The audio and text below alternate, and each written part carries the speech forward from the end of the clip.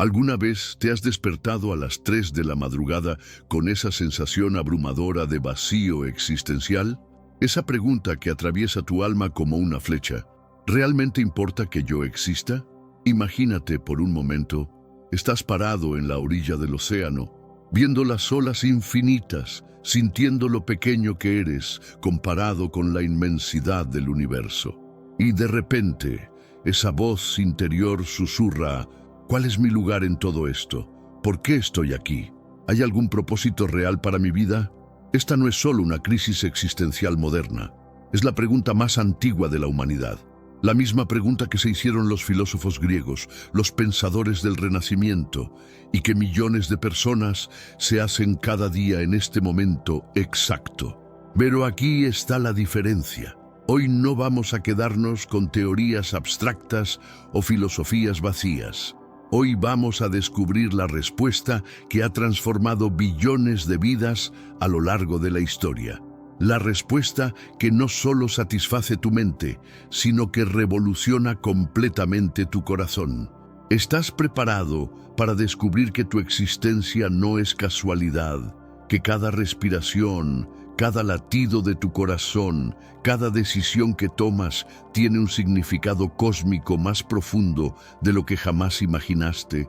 Porque lo que estás a punto de descubrir no es solo información, es transformación. No es solo conocimiento, es revolución personal. En los próximos minutos vamos a desentrañar el misterio más profundo del universo. ¿Por qué Dios te creó? ¿Cuál es tu propósito divino? ¿Y cómo puedes vivir la vida extraordinaria para la cual fuiste diseñado? Prepárate, porque tu vida nunca volverá a ser la misma. Vamos a comenzar nuestro viaje en el momento más extraordinario de la historia. El momento de la creación. Pero antes de continuar, quiero que te hagas esta pregunta. ¿Has notado alguna vez la precisión matemática del universo? El hecho de que la Tierra esté exactamente a la distancia correcta del Sol para sustentar la vida, que los océanos tengan la salinidad exacta, que la atmósfera tenga la composición química perfecta, los científicos llaman a esto el principio antrópico. Las probabilidades de que todas estas condiciones se alineen por casualidad son tan infinitesimalmente pequeñas que son prácticamente imposibles. ¿Qué nos dice esto? Que desde el primer momento había un plan. Cuando el Todopoderoso habló y los cielos y la tierra cobraron vida, no fue un experimento cósmico, no fue una explosión aleatoria que resultó en orden por accidente. Fue el despliegue cuidadoso y deliberado de un diseño maestro. Imagínate a un arquitecto que diseña una catedral. Cada columna, cada arco, cada vidriera tiene un propósito específico. No hay elementos accidentales. Todo trabaja en armonía para crear algo sublime. Así es nuestro universo. Cada galaxia, cada estrella, cada planeta, cada átomo fue colocado con precisión divina. Pero de toda esta creación magnífica, había algo que el Creador estaba reservando para el gran finale. En el sexto día, cuando todo estaba perfectamente preparado, cuando el escenario estaba listo, Dios hizo algo completamente diferente. Pero antes, comparte este video con alguien a quien aprecias. Nuestra misión más grande en la tierra es difundir la palabra del Señor. ¿Sabías que muchas personas carecen de conocimientos por falta de contenido adecuado? Envíalo a ese grupo de WhatsApp o públicalo en Facebook. Estoy seguro de que no te arrepentirás. Y si te gustan videos como este, comenta abajo, quiero más. Así sabré si realmente lo disfrutas y definitivamente traeré contenido nuevo similar. No habló otra criatura a la existencia como había hecho con los animales y las plantas. En cambio, se involucró personalmente.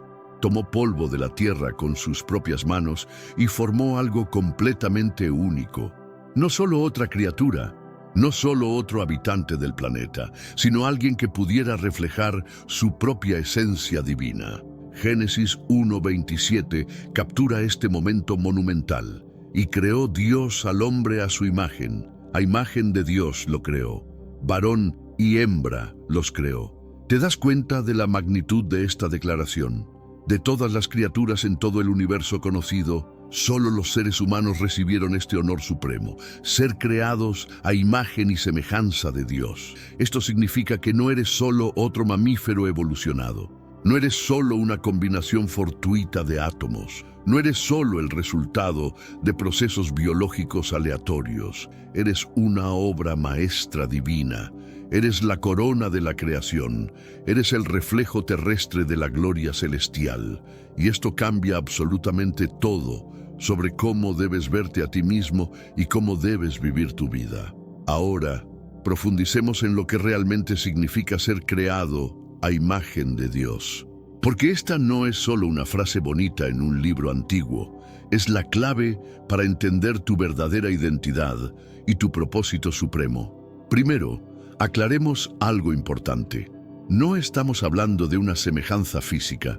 Dios es espíritu y su imagen en nosotros es espiritual, mental, emocional y moral. En este mundo actual, vemos cada vez más personas yendo en contra de los principios tradicionales y parece que lo inmoral está cada vez más presente. Es común sentirse desorientado y sin rumbo. Sin embargo, aún existe un camino para recuperar la verdadera esencia y restablecer los principios éticos en nuestra rutina diaria. Si te sientes perdido en medio de la confusión y deseas más claridad, tenemos algo especial para ti, un recurso creado especialmente para ayudarte a comprender el significado de estos desafíos actuales y enfrentarlos con sabiduría y valentía. Este es el verdadero valor de Caminos de la Revelación, descifrando la Biblia por completo, un camino hacia la claridad y la serenidad a través de sus enseñanzas. Lo mejor de todo es que está disponible ahora, como un regalo, en el primer comentario fijado. No pierdas esta oportunidad de transformar tu vida y descubrir el propósito genuino de estos desafíos.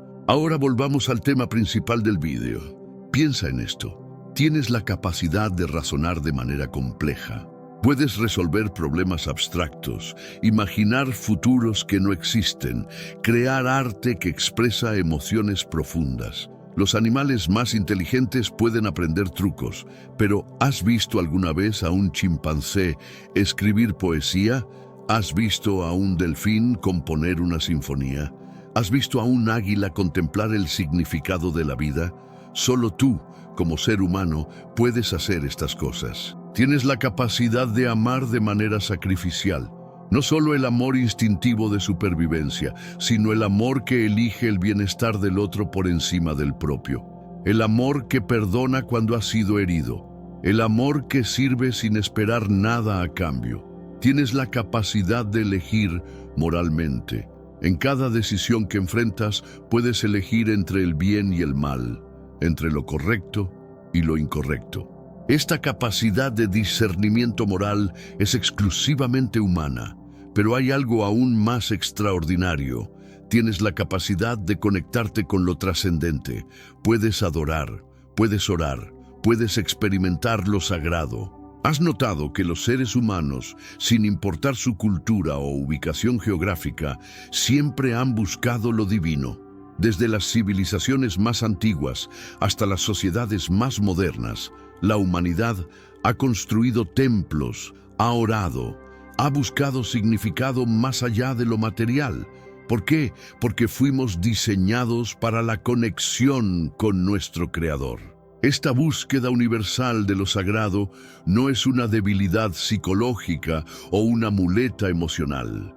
Es evidencia de que fuimos creados para la relación con Dios. Considera también tu capacidad de autoconciencia. Puedes reflexionar sobre tus propios pensamientos. Puedes evaluar tu propio comportamiento. Puedes imaginar cómo otros te perciben. Puedes cuestionar tu propia existencia. Esta metacognición, la capacidad de pensar sobre el pensamiento, es lo que te permite crecimiento personal, cambio de carácter y desarrollo espiritual. Ahora, observa cómo la humanidad ha transformado el mundo. Hemos creado arte que mueve el alma, las pinturas de Miguel Ángel, la música de Bach, la literatura de Shakespeare. Hemos construido maravillas arquitectónicas que desafían la gravedad. Hemos desarrollado tecnologías que nos permiten comunicarnos instantáneamente con personas al otro lado del planeta. Hemos explorado las profundidades del océano y las vastitudes del espacio. Hemos curado enfermedades que una vez fueron fatales. Hemos desarrollado sistemas de justicia, organizaciones benéficas, movimientos de derechos humanos. ¿De dónde viene toda esta creatividad, esta compasión, esta búsqueda de justicia y belleza? Viene de la imagen de Dios en nosotros. Cada vez que creas algo hermoso, reflejas al Creador. Cada vez que actúas con justicia, reflejas al juez perfecto. Cada vez que amas sacrificialmente, reflejas al Dios de amor. Pero aquí está la parte que puede cambiar tu vida para siempre.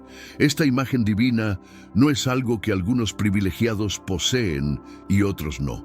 Cada ser humano, sin excepción, lleva esta imagen. No importa tu raza, tu género, tu estatus socioeconómico, tu educación, tu pasado o tus errores. La imagen de Dios en ti es inalienable, es tu dignidad fundamental, es tu valor intrínseco. Esto significa que cada persona que encuentras hoy lleva la imagen del Altísimo. El cajero en el supermercado, el conductor del autobús, tu jefe, tu vecino e incluso esa persona que te irritó esta mañana, todos ellos son portadores de la imagen divina. ¿Cómo cambiaría esto tu forma de tratar a otros si realmente lo creyeras? Desde el primer aliento de Adán en el jardín del Edén, quedó claro que Dios no quería súbditos que lo temieran desde la distancia. No quería robots programados para obedecerlo sin opción. Quería algo mucho más hermoso y significativo. Quería una relación auténtica.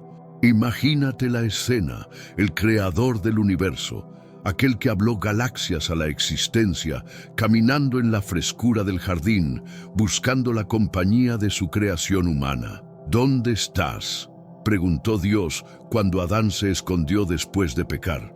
No porque no supiera dónde estaba Adán, Dios es omnisciente, sino porque quería restaurar la comunicación, renovar la conexión que se había roto. Esta búsqueda divina de relación nos revela algo profundo sobre nuestro propósito. Fuimos creados para la intimidad con Dios.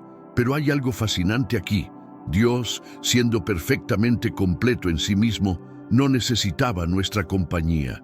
La Trinidad, Padre, Hijo y Espíritu Santo, ya existía en perfecta comunión eterna. Entonces, ¿por qué crearnos? Por amor puro, por el deseo de compartir su amor, su gozo, su gloria con seres que pudieran apreciarlo y corresponderlo libremente. Piensa en una pareja que decide tener hijos. No tienen hijos porque les falte algo. Los tienen porque el amor genuino busca expandirse, compartirse, crear nuevas relaciones de amor. Así fue con Dios y la humanidad. Fuimos creados como objetos de su amor y como sujetos capaces de amarlo de vuelta. Pero aquí está la clave. Este amor tenía que ser libre para ser genuino. Dios podría haber creado seres que lo amaran automáticamente, sin opción de hacer otra cosa. Pero ese no sería amor real, sería programación. El amor verdadero requiere la libertad de elegir. Requiere la posibilidad de decir no para que el sí tenga significado. Por eso Dios creó a los humanos con libre albedrío, porque quería que nuestro amor fuera auténtico, no forzado. Esta libertad era un regalo increíble, pero también venía con riesgos tremendos. Y como veremos más adelante, esos riesgos se materializaron cuando la humanidad eligió alejarse de Dios. Pero incluso sabiendo que correríamos el riesgo de alejarnos, Dios decidió que valía la pena, porque la posibilidad de una relación de amor genuina valía el riesgo del rechazo. Esta es la naturaleza del amor divino.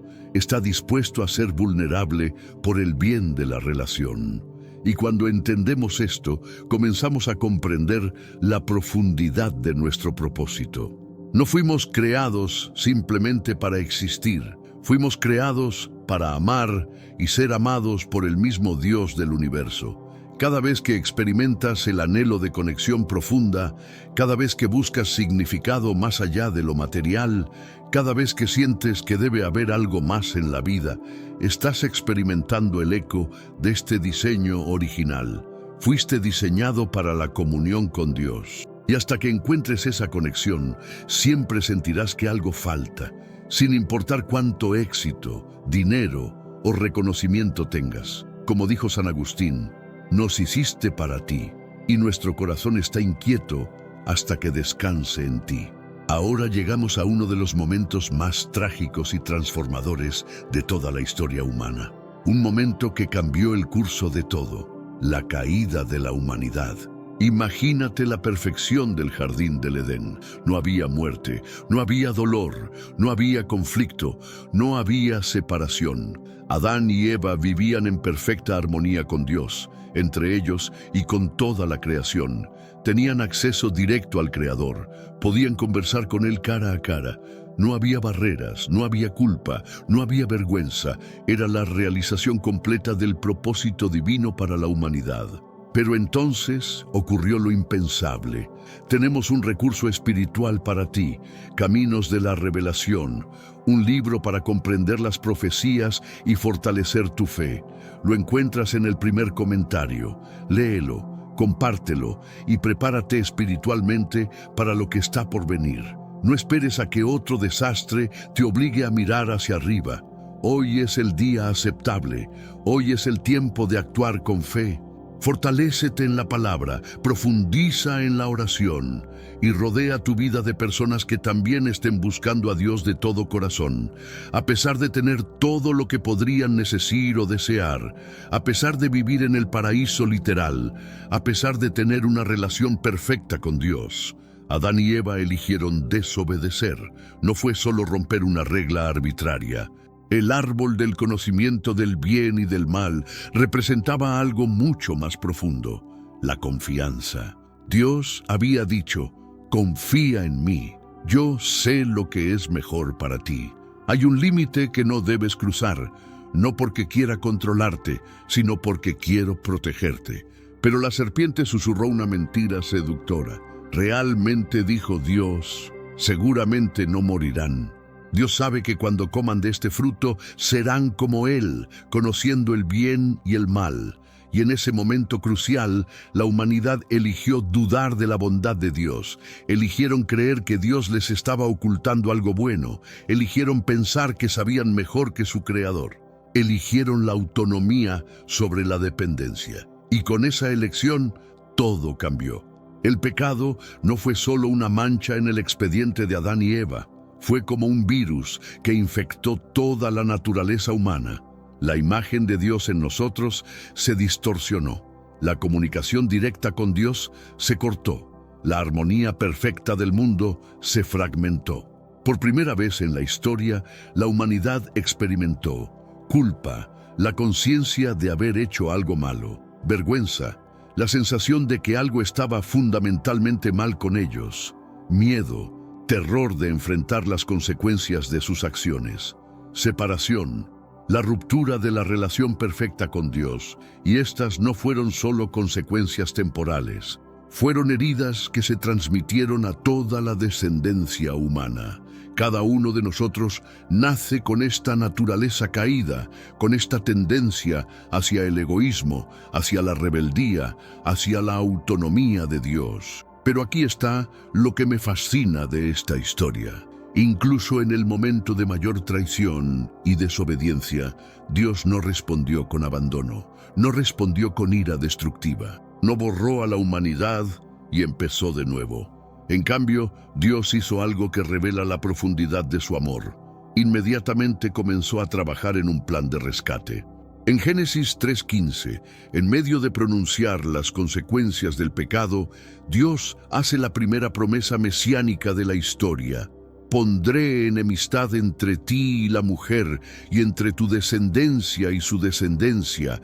Él te herirá en la cabeza, y tú le herirás en el calcañar. Esta era la primera pista de que vendría alguien que revertiría la maldición, que aplastaría el poder del mal, que restauraría lo que se había perdido.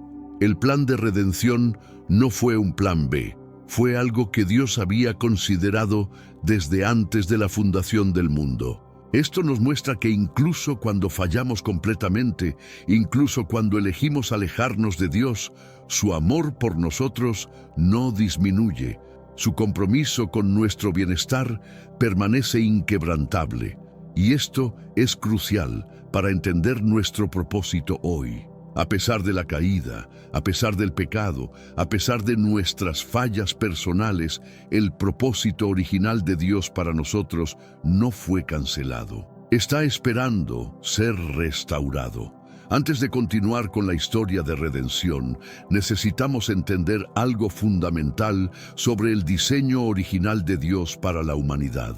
Fuimos creados para la relación, no solo para la existencia individual. No es bueno que el hombre esté solo, declaró Dios. Y estas palabras revelan algo profundo sobre la naturaleza humana y sobre la naturaleza del mismo Dios. Cuando Dios creó a Eva de la costilla de Adán, no estaba solucionando un problema de última hora. Estaba completando su diseño perfecto para la humanidad. La mujer no fue creada como una ocurrencia tardía o como una solución a la soledad de Adán. Fue creada como la culminación de la obra creativa de Dios. Observa las palabras de Adán cuando vio a Eva por primera vez. Esta sí es hueso de mis huesos y carne de mi carne. No era solo alivio por tener compañía, era reconocimiento de encontrar a su complemento perfecto, su igual, su compañera diseñada específicamente para él. Juntos, hombre y mujer reflejaban algo que ninguno podía reflejar por separado: la naturaleza comunitaria de Dios mismo. Dios existe en perfecta comunión como Trinidad: Padre, Hijo y Espíritu Santo. Tres personas distintas, pero un solo Dios, viviendo en perfecta unidad y amor. El matrimonio entre hombre y mujer fue diseñado para ser un reflejo terrenal de esta unidad divina. No es casualidad que Pablo en Efesios 5 compare el matrimonio con la relación entre Cristo y la Iglesia. Esto eleva el matrimonio más allá de un simple contrato social o una conveniencia emocional. Es una institución sagrada, un reflejo de la naturaleza misma de Dios, una demostración viviente de cómo se ve el amor sacrificial en acción. Pero esto también nos enseña algo importante sobre todos nosotros, casados o solteros. Fuimos diseñados para la comunidad. No fuimos creados para ser islas. No fuimos diseñados para el aislamiento. Fuimos creados para vivir en relación con Dios, con otros, con la creación misma. Esta es la razón por la cual el aislamiento es tan dañino para el alma humana. Es la razón por la cual la soledad es una de las experiencias más dolorosas que podemos enfrentar. No es debilidad necesitar conexión, es diseño divino. Cuando Dios entregó a Adán y Eva el dominio sobre la tierra, no les estaba dando una licencia para la explotación, les estaba otorgando una mayordomía sagrada. Llenad la tierra y sojuzgadla, y señoread en los peces del mar, en las aves de los cielos y en todas las bestias que se mueven sobre la tierra. La palabra sojuzgar no implica dominación tiránica. En el contexto original significa cultivar, cuidar, administrar sabiamente. Imagínate a Dios como el propietario de una vasta propiedad y a la humanidad como los administradores de confianza. Un buen administrador no explota la propiedad para su beneficio personal. La cuida, la mejora, la protege y la hace más productiva para el beneficio del propietario. Esto significa que cada recurso natural, cada ecosistema, cada especie animal está bajo nuestro cuidado responsable. Cuando protegemos el medio ambiente, cuando desarrollamos tecnologías sostenibles, cuando cuidamos de los animales, estamos cumpliendo parte de nuestro propósito divino original.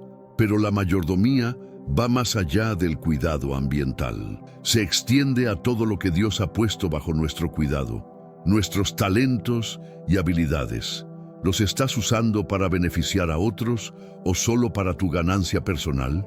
nuestros recursos financieros. ¿Cómo administras el dinero que Dios te ha confiado? ¿Vives con generosidad hacia los necesitados? Nuestro tiempo. ¿Usas tu tiempo de manera que honre a Dios y sirva a otros? Nuestras relaciones. ¿Cuidas y nutres las relaciones que Dios ha puesto en tu vida? Nuestras oportunidades. ¿Aprovechas las oportunidades que tienes para hacer el bien? La mayordomía también se extiende al cuidado de otros seres humanos, especialmente los más vulnerables. Cuando cuidamos de los huérfanos, cuando protegemos a los ancianos, cuando defendemos a los oprimidos, cuando servimos a los pobres, estamos viviendo el propósito de mayordomía para el cual fuimos creados. Jesús mismo resumió este principio cuando dijo: a quien mucho se le da, mucho se le demandará.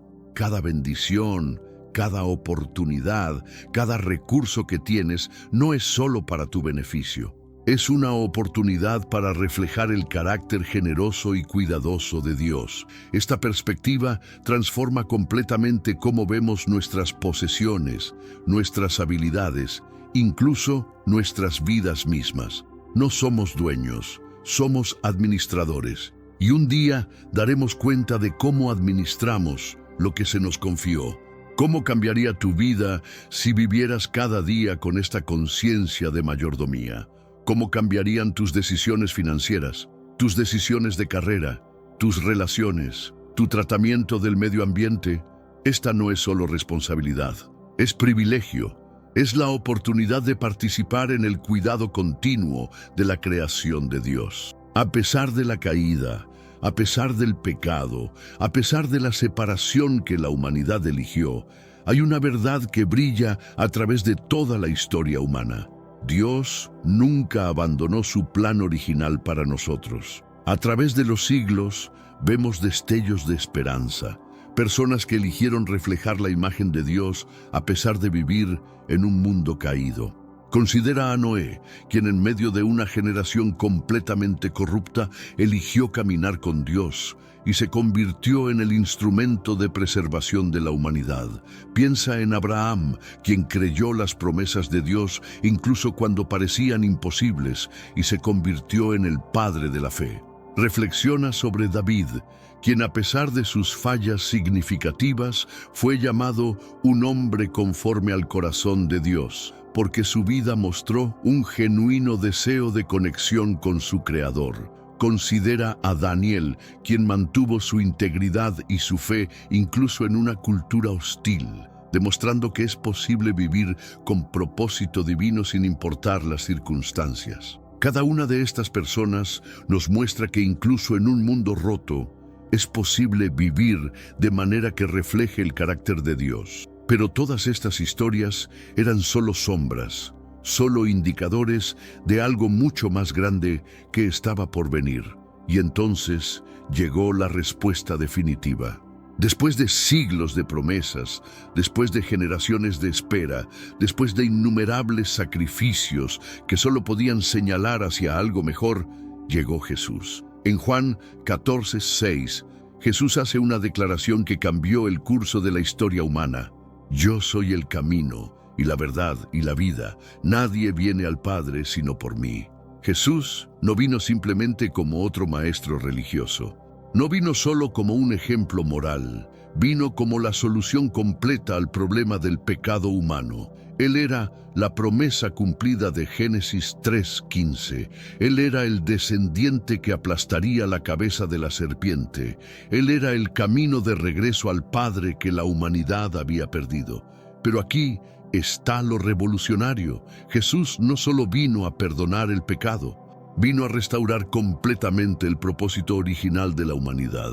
En su vida, Jesús demostró lo que significa vivir como un ser humano perfecto. Mostró cómo se ve reflejar perfectamente la imagen de Dios. Cada milagro que realizó era una demostración del poder de Dios. Cada palabra que habló reflejaba la sabiduría divina. Cada acto de compasión revelaba el corazón del Padre. Pero luego vino el momento supremo, la cruz. En el Calvario, Jesús cargó sobre sí mismo todas las consecuencias del pecado humano. Experimentó la separación de Dios que merecíamos, pagó el precio que no podíamos pagar, y cuando gritó, "consumado es", no solo estaba declarando que su sufrimiento había terminado, estaba anunciando que la obra de redención estaba completa. Pero la historia no terminó en la cruz, terminó en la tumba vacía. La resurrección de Jesús no fue solo una demostración de poder, fue la declaración definitiva de que la muerte había sido vencida, que el pecado había sido derrotado, que el camino de regreso al Padre estaba abierto. A través de la fe en Cristo podemos ser perdonados completamente por nuestros pecados, restaurados a una relación correcta con Dios, regenerados con una nueva naturaleza espiritual, renovados en nuestra capacidad de reflejar la imagen de Dios, reconciliados con nuestro propósito original. Esto significa que tu pasado no determina tu futuro. No importa cuántos errores hayas cometido. No importa cuán lejos te hayas alejado de Dios, no importa cuán roto te sientas, a través de Jesús puedes comenzar de nuevo, puedes ser restaurado, puedes vivir el propósito para el cual fuiste creado. Esta es la esencia del Evangelio. No es solo sobre ir al cielo cuando mueras, es sobre vivir el propósito divino aquí y ahora. Ahora llegamos a la pregunta práctica que todos nos hacemos. Está bien, entiendo que fui creado con un propósito, pero ¿cómo se ve eso en mi vida diaria? Pablo nos da la respuesta en 1 Corintios 10:31. Si, pues, coméis o bebéis o hacéis otra cosa, hacedlo todo para la gloria de Dios. Observa que no dice cuando vayas a la iglesia o cuando hagas cosas religiosas. Dice todo. Esto significa que cada momento de tu vida puede ser una expresión de adoración. Cada decisión puede reflejar el carácter de Dios. Cada acción puede cumplir tu propósito divino. Déjame darte ejemplos concretos. Una madre que se levanta a las 3 a.m. para cuidar a su bebé enfermo está glorificando a Dios a través de su amor sacrificial. Un estudiante que elige estudiar diligentemente en lugar de procrastinar está glorificando a Dios a través de su disciplina y excelencia. Un empresario que trata a sus empleados con justicia y generosidad está glorificando a Dios a través de su integridad. Un médico que trata a cada paciente con compasión, sin importar su capacidad de pago, está glorificando a Dios a través de su servicio. Un artista que crea belleza que eleva el espíritu humano está glorificando a Dios a través de su creatividad. Un ingeniero que diseña tecnología que mejora la vida de otros está glorificando a Dios a través de su innovación. ¿Ves el patrón? No se trata del trabajo que haces, sino de cómo lo haces. Puedes glorificar a Dios como cajero en un supermercado, tratando a cada cliente con respeto y amabilidad, conductor de autobús, llevando a las personas seguras a sus destinos, maestro, invirtiendo en el futuro de tus estudiantes. El ser divino con el que muchos crecimos familiarizados, aquel que supuestamente creó a Adán y Eva, no es quien todos creen que es.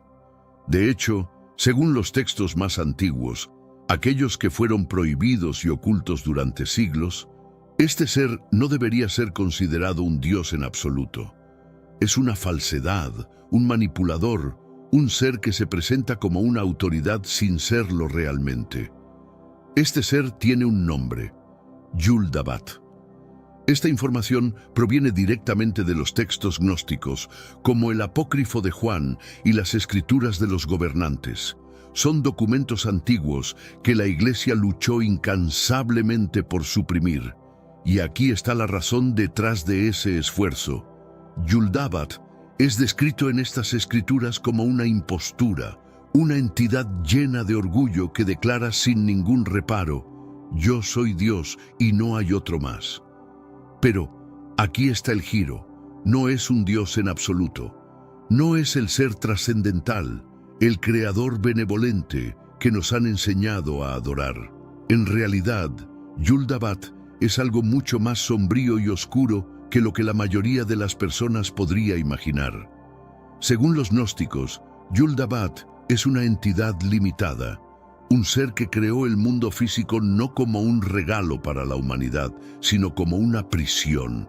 Y esta revelación puede ser desconcertante, pero según esta visión del mundo, el lugar donde vivimos, este planeta que nos dicen que fue creado con amor y propósito, es en realidad una trampa. No es el paraíso prometido, sino un laberinto diseñado para mantenernos atrapados en la oscuridad, lejos de la verdadera comprensión de nuestra existencia y de nuestro potencial más elevado. Este concepto plantea preguntas profundas sobre el propósito de nuestra vida y la naturaleza de la realidad misma. Si Yul-dabat no es un dios, ¿quién o qué lo es?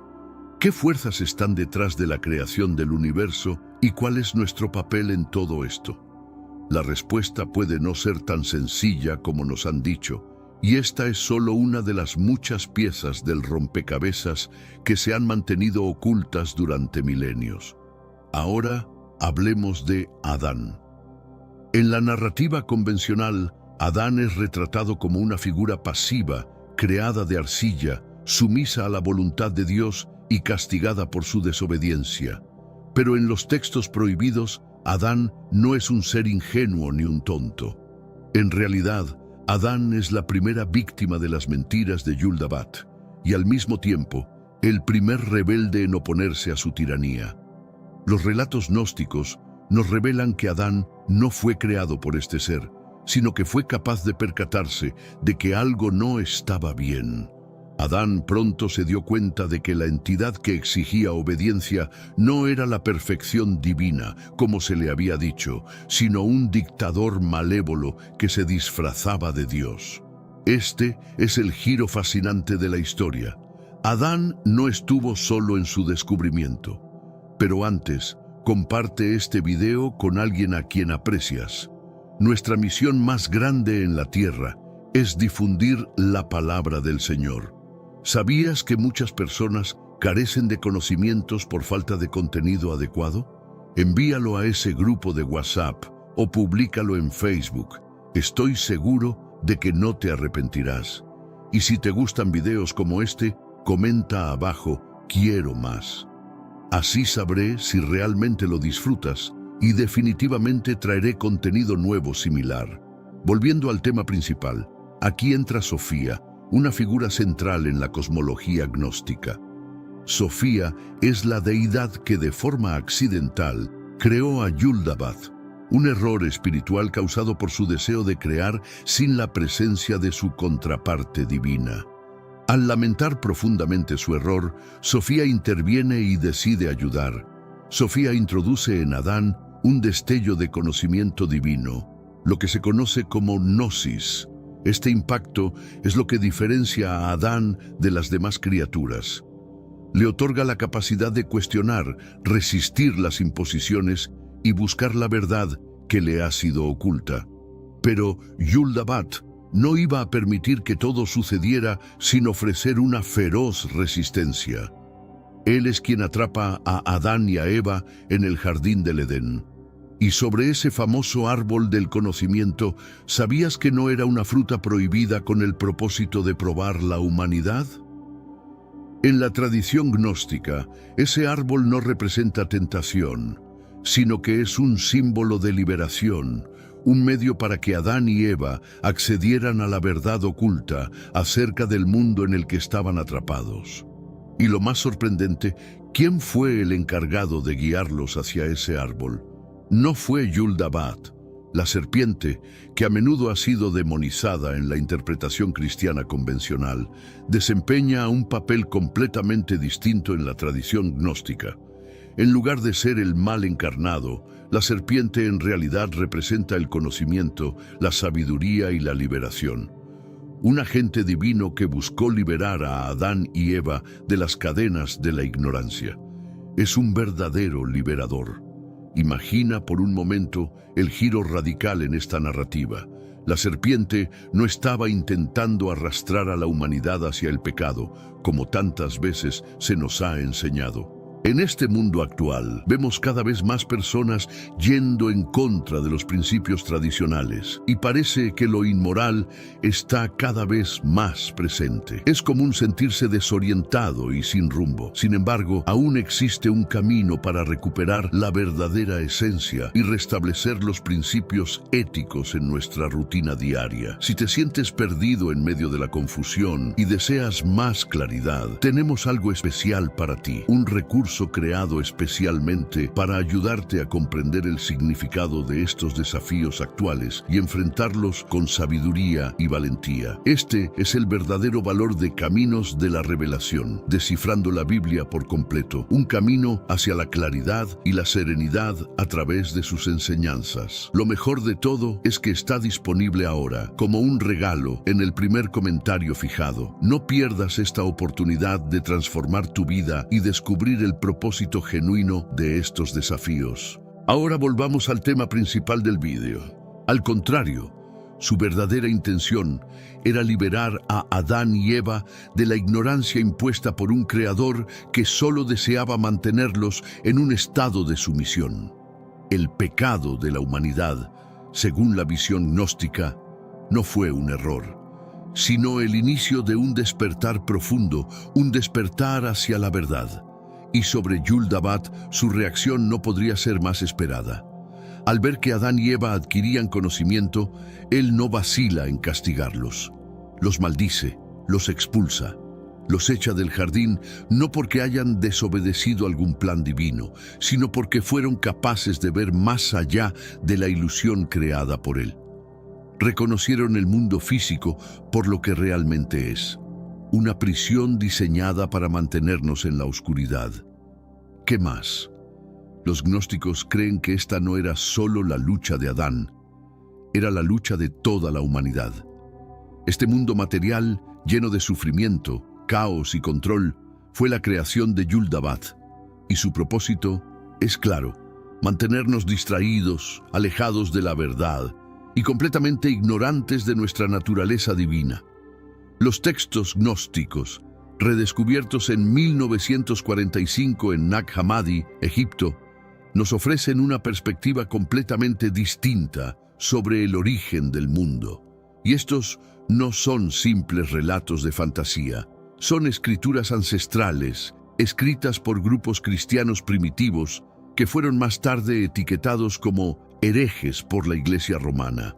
¿Pero por qué? Porque sus enseñanzas desafían la base misma de la autoridad eclesiástica.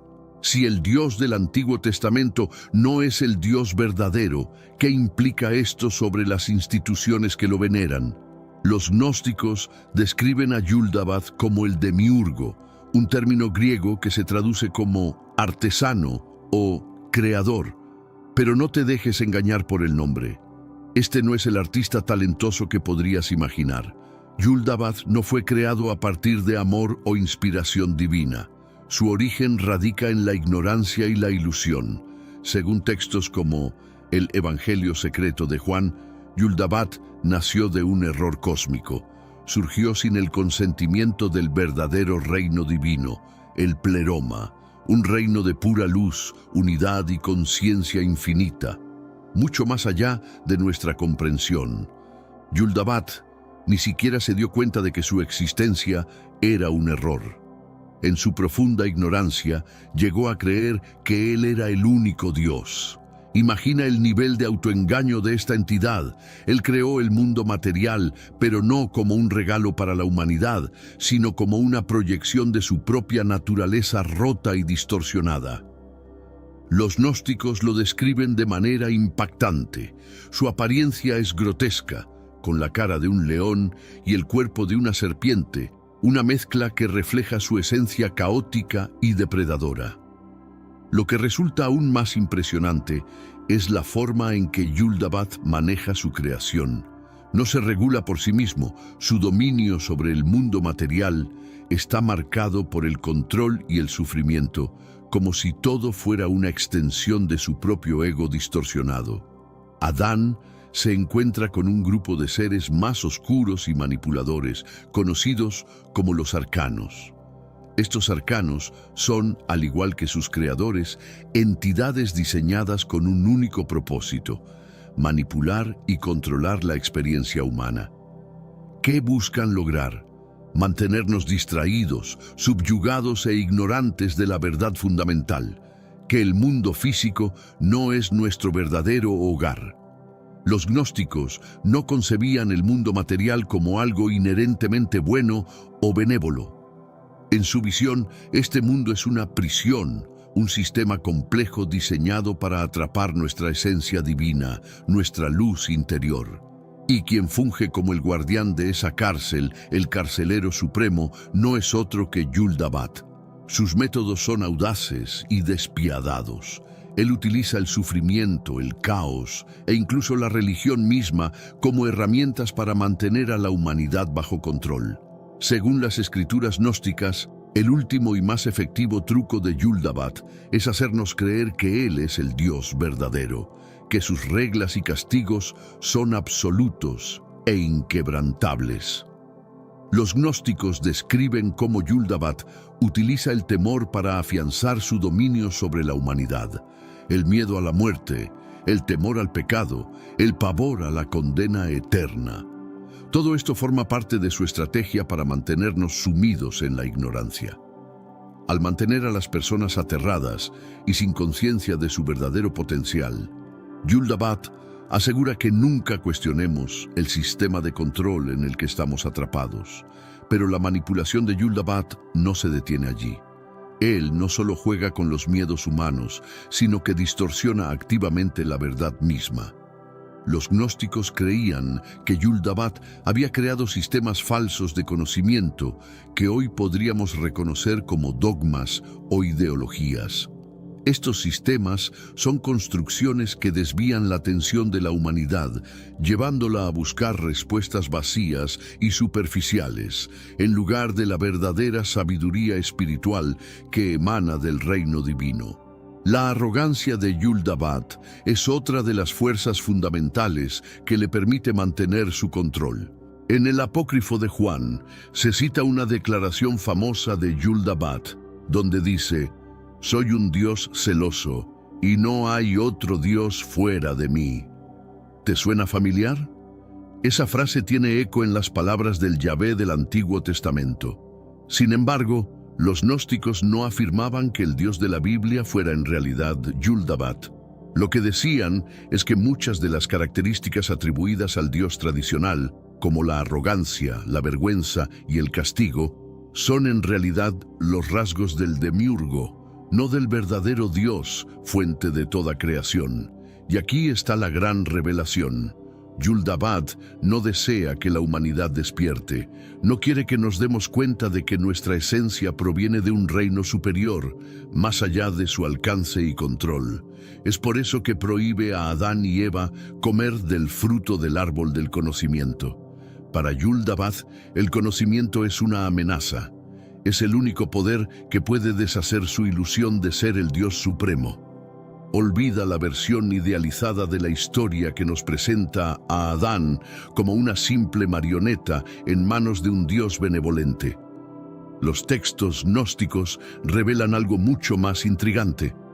Antes de la creación de Yul-dabat, Adán ya era una figura consciente, llena de desafío, que rechazó a Yul-dabat como un tirano y un falso Dios. Cuando Yul-dabat creó a Adán, no lo hizo por amor o amistad, sino por su propio beneficio. Los textos gnósticos nos cuentan que Yul-dabat formó a Adán a partir de la materia, pero no pudo darle vida. A pesar de toda su arrogancia y su poder, Yul-dabat carecía de la esencia divina, esa chispa de vida que solo puede provenir del verdadero reino superior. Fue entonces cuando se vio forzado a invocar al Dios más alto, al Dios desconocido, para insuflar vida en Adán. Esta esencia divina que fue plantada dentro de Adán se convirtió en su mayor arma, una conexión con la fuente de todo lo divino, una conexión que Yul-dabat no podía controlar ni manipular. Cuando Adán cobró vida, Yul-dabat esperaba que lo adorara, pero Adán se negó rotundamente.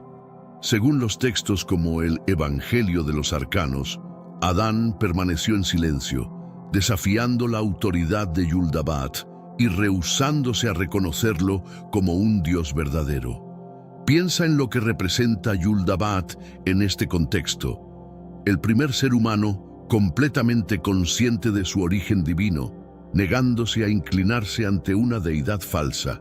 Este es un momento de rebelión profunda, un acto de desafío que marca el inicio de todo lo que sigue. Por supuesto, Yuldabat no tomó esta resistencia con calma. Él, junto con sus arcanos, los ejecutores de su dominio, intentó someter a Adán de otras maneras. Lo confinó en el jardín del Edén, un espacio que no era de perfección divina, sino de ignorancia controlada. La visión gnóstica del Edén da un giro radical a la narrativa tradicional. En lugar de ser un paraíso, el Edén era una prisión, una celda diseñada para mantener a Adán dócil, sin conciencia de la verdad superior. Pero la brillante sabiduría divina de Adán no podía ser contenida. Según el Evangelio secreto de Juan, Sofía, la deidad que accidentalmente creó a Yuldabat, se lamentó profundamente por Adán. Fue ella quien envió emisarios de luz para guiarlo y despertarlo. Estas intervenciones divinas fueron las que permitieron a Adán ver la naturaleza de su encarcelamiento y la tiranía de quien lo gobernaba. Y entonces llega el momento crucial, el instante en que Adán toma del árbol del conocimiento. Este acto no fue un simple desafío, sino una iluminación trascendental. Los textos gnósticos describen cómo los ojos de Adán se abrieron, no solo a la dualidad del bien y el mal, como sugieren las interpretaciones tradicionales, sino a la realidad total de su situación. Adán vio a Yuldabat por lo que realmente era, no un dios, sino un fraude. Este despertar no fue solo personal, sino universal. Al rechazar la autoridad de Yuldabat, Adán se convirtió en el primer ejemplo para toda la humanidad. Los gnósticos lo vieron como el primer ser humano en desafiar la gran mentira de que el mundo material y sus gobernantes son los últimos. Su rechazo fue una declaración de independencia espiritual, un reconocimiento de que la chispa divina dentro de él pertenecía a algo mucho más grande que Yuldabat. La reacción de Yuldabat ante el despertar de Adán fue, como era de esperar, tiránica. Expulsó a Adán del jardín, lo sometió a trabajos forzados, lo condenó al sufrimiento y le hizo la vida lo más difícil posible. Pero aquí está la clave. Estos no eran castigos por desobedecer, sino desesperados intentos de un gobernante que está perdiendo el control.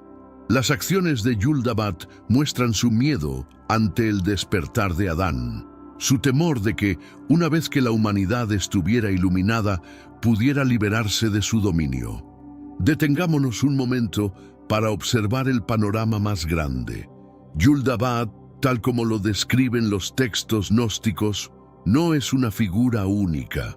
De hecho, las características que se le atribuyen, como la arrogancia, los celos y el deseo de dominación, son ecos de dioses encontrados en otras mitologías antiguas. Tomemos como ejemplo a Zeus, el dios de la mitología griega. Al principio, puede parecer un dios noble, el soberano del monte Olimpo, pero a medida que exploramos más profundamente su personalidad, descubrimos que, al igual que Yuldabat, él también está marcado por una voluntad implacable de controlar y dominar a aquellos bajo su influencia.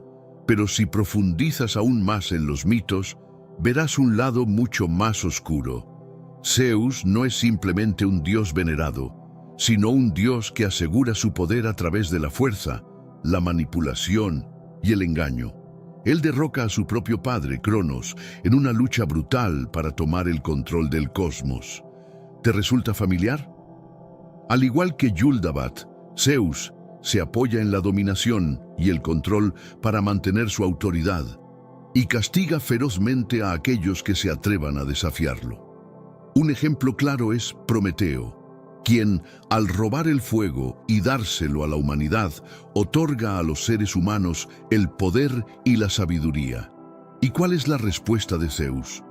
Encadena a Prometeo a una roca donde está condenado a soportar el tormento eterno, un castigo que refleja su furia por haber compartido la luz del conocimiento con los humanos.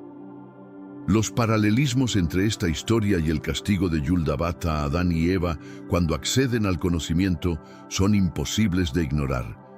Pero no se detiene ahí. También tenemos a Enlil, una deidad de la mitología mesopotámica que presenta similitudes inquietantes con las figuras anteriores. Enlil es una deidad poderosa y autoritaria que actúa con una visión distorsionada de control absoluto. En el relato de la gran inundación, Enlil decide exterminar a la humanidad porque el ruido y el caos de los humanos le resultan insoportables. Este no es el acto de un creador benevolente, sino de un Dios que percibe a la humanidad como un inconveniente, algo que debe ser suprimido o destruido cuando ya no se ajusta a su visión. Compara este comportamiento con el de Yuldabat en el jardín del Edén, quien, al igual que Enlil, rechaza cualquier forma de desafío al orden impuesto. Ambos dioses, Yuldabat y Enlil, comparten una intolerancia profunda hacia la humanidad que se sale de los confines de su dominio tiránico. Pero este patrón no se limita solo a estas figuras. En la mitología nórdica encontramos ecos similares de este arquetipo. Odín, aunque es celebrado como un dios sagrado y reverenciado, no está exento de sus propios fallos. Es, en muchos sentidos, una figura manipuladora que sacrifica a otros para su propio beneficio y mantiene su control sobre los seres humanos a través del miedo y la secretividad. Los gnósticos probablemente reconocerían en Odín una versión de Yuldabat, un ser que, al igual que el demiurgo, busca el poder y el conocimiento a expensas de aquellos que están bajo su gobierno. Lo realmente fascinante es cómo estas diversas mitologías comparten un tema recurrente, la presencia de una figura central de autoridad, cuyo poder no se usa para elevar a la humanidad, sino para suprimirla y dominarla. Cada uno de estos dioses, a su manera, refleja la misma concepción de control absoluto, manteniendo a las criaturas bajo su dominio a través del temor, el sufrimiento y la manipulación. Estas narrativas parecen querer revelar algo profundo sobre la verdadera naturaleza del poder, cómo corrompe, aísla y exige sumisión. Pero es aquí donde Yuldabat se diferencia de otras figuras mitológicas. A diferencia de dioses como Zeus o Enlil, Yuldabat no es una entidad divina en el sentido clásico. Él es un dios fallido, un ser que surgió de un error cósmico, desconectado de la fuente real de la sabiduría universal. Esto hace que su autoridad sea aún más frágil, sus acciones aún más desesperadas. A diferencia de gobernar por un poder intrínseco, Yuldabat se sostiene a través del miedo, una emoción que la humanidad algún día será capaz de atravesar. Y al hacerlo, se dará cuenta de que él no es el poder final sobre el universo.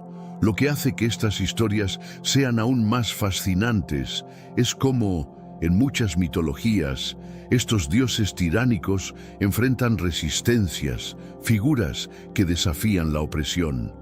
Personajes como Prometeo, Loki e incluso los humanos en las leyendas de Mesopotamia representan la lucha contra gobiernos injustos. En la cosmogonía gnóstica, esta resistencia está representada por Adán, Eva y la serpiente. A diferencia de lo que dice la tradición, no son villanos ni pecadores, son libertadores, aquellos que exponen la falacia del dominio de Yuldabat y abren el camino hacia una comprensión más profunda de la creación.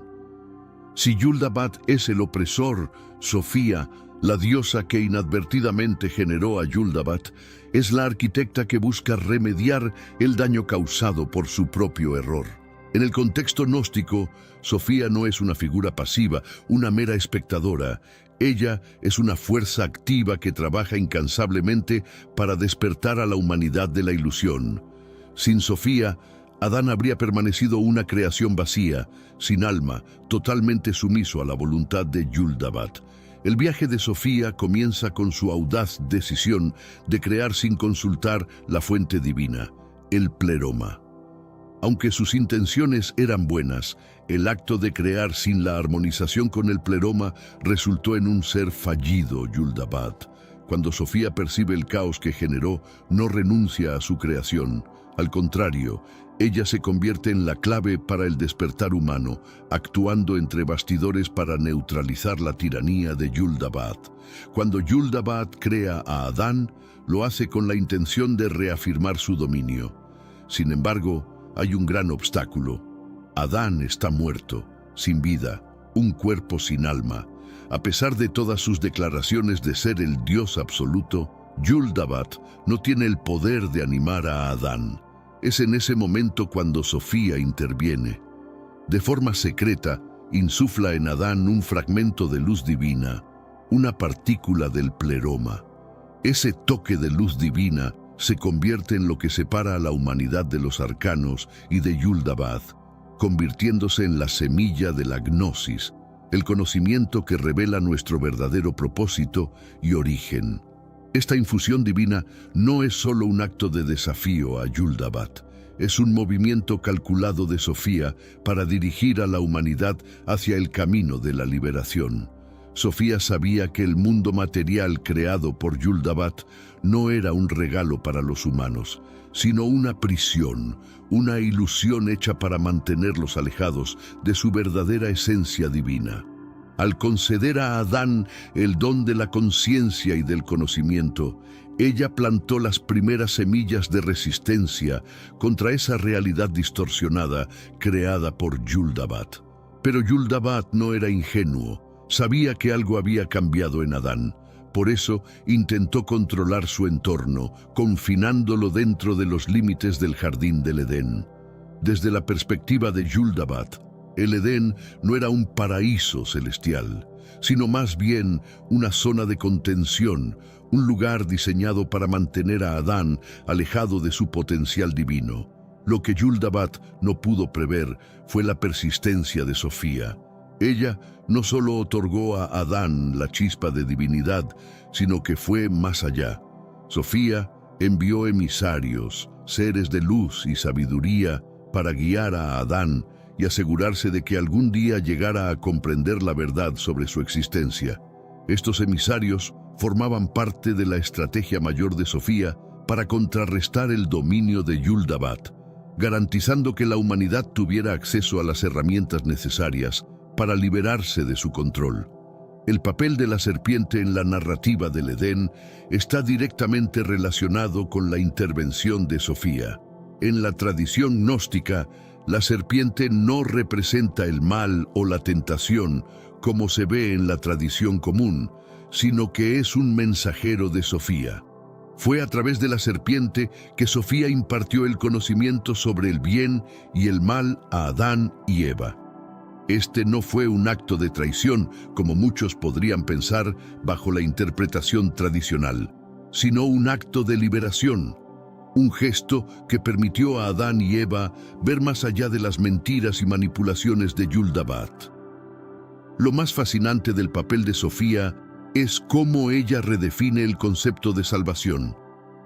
En muchas tradiciones religiosas, la salvación se alcanza a través de la obediencia a una autoridad divina. Sin embargo, en la cosmovisión gnóstica, la salvación llega a través de la rebelión, el reconocimiento de la verdad y el rechazo de la ilusión impuesta por los opresores. El don de Sofía a la humanidad no es una invitación a seguir reglas o a rendir culto a una deidad. sino a empoderar a los humanos para que reconozcan su origen divino y se liberen de los sistemas opresivos establecidos por Yul-dabat y sus arcanos. En la interpretación tradicional del Génesis, el árbol del conocimiento es visto como un símbolo de desobediencia, una fruta prohibida que causó la caída de la humanidad. Pero en los textos gnósticos, este árbol no representa el pecado o la desobediencia. Es una llave hacia la liberación, un portal a la comprensión de la verdad que Yul-dabat ha intentado ocultar a toda costa. Aquí radica el punto crucial. Yul-dabat nunca deseó que Adán y Eva comieran del árbol del conocimiento, porque el conocimiento es poder. Es lo único capaz de desmantelar su dominio y exponerlo como el fraude que realmente es. Piénsalo bien, ¿qué es lo primero que hace Yul-dabat cuando Adán y Eva comen la fruta? Pánico total. No solo los castiga, sino que los expulsa activamente del jardín. ¿Por qué? Porque su nuevo conocimiento amenaza las bases de su control absoluto. Los textos gnósticos, como el Evangelio secreto de Juan, describen el árbol del conocimiento como algo más que un simple árbol. Es un símbolo de la luz divina inherente a la humanidad, una representación de las verdades más altas que Yul-dabat nunca podrá tocar. Comer del árbol no fue un acto de rebeldía contra un creador benevolente, sino una afirmación del despertar espiritual, una acción que permitió a Adán y Eva conectarse con su verdadera naturaleza. Fue una revelación transformadora. Adán y Eva no simplemente cayeron, despertaron. Vieron el mundo como realmente era, una estructura diseñada para mantenerlos en la oscuridad.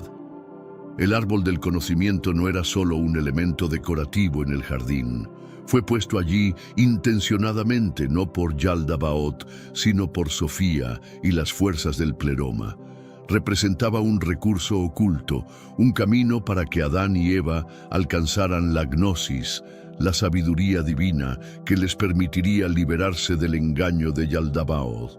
Esta acción deliberada apuntaba a iluminar su verdadera naturaleza y revelar el panorama más amplio de la realidad. Desde esta perspectiva, el árbol no era una prohibición, sino un don invaluable que Yaldabaoth trató de ocultar a través de mentiras y amenazas. Es aquí donde entra en juego la figura de la serpiente. En las narraciones convencionales, la serpiente es condenada como un corruptor, como el agente que desencadenó el destino de la humanidad. Sin embargo, en la visión gnóstica, su rol es radicalmente diferente. La serpiente no era un traidor, sino un mensajero enviado por Sofía para guiar a Adán y Eva hacia la verdadera comprensión. Lejos de ser un engaño, lo que la serpiente ofrecía era una revelación crucial. Al comer del fruto del árbol, Adán y Eva no encontraron la muerte, como Yaldabaoth había advertido, sino la posibilidad de descubrir su verdadera naturaleza. En este sentido, la serpiente actúa como una figura heroica, desenmascarando las falsedades del demiurgo y capacitando a la humanidad para dar sus primeros pasos hacia la emancipación espiritual. Es, en esencia, una guía hacia la realización. El árbol del conocimiento también introduce un tema central en la reflexión gnóstica. El auténtico crecimiento surge a través de desafíos significativos. Al comer del árbol, Adán y Eva no solo adquirieron conocimiento, también ganaron la capacidad de cuestionar, de desafiar y de evolucionar. El sufrimiento que Yaldabaoth les impuso no era el resultado de la intervención de la serpiente, sino el costo de obtener libertad. Era el precio de salir de la ilusión y entrar en la realidad de su potencial divino. Avancemos hacia un aspecto más oscuro de esta historia, la eliminación sistemática de la perspectiva gnóstica y su enfoque radical sobre la creación, el conocimiento y la liberación. Esta supresión no fue un simple accidente histórico, fue un movimiento calculado por parte de las autoridades religiosas para mantener el control y el poder. porque estas enseñanzas alternativas representaban una amenaza directa a su hegemonía. En los primeros siglos de la cristiandad no existía una única ortodoxia. Había numerosas comunidades, cada una con su interpretación particular de las enseñanzas de Jesús. Los gnósticos, entre otros, ofrecían una comprensión distinta de Dios, del origen del universo y del propósito humano. Sus textos y tradiciones desafiaban el creciente poder de la Iglesia institucional.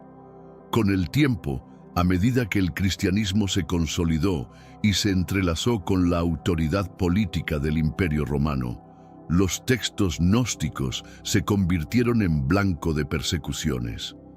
Para la Iglesia emergente, los gnósticos eran más que disidentes teológicos, eran un peligro para la estabilidad de la nueva ortodoxia. Su insistencia en una cosmología fragmentada, en la que el universo físico era obra de un creador imperfecto y malicioso como Yaldabaoth, minaba la imagen de un Dios supremo y omnipotente. Esta lucha por el control del relato marcó el inicio de una campaña sistemática para erradicar las enseñanzas gnósticas.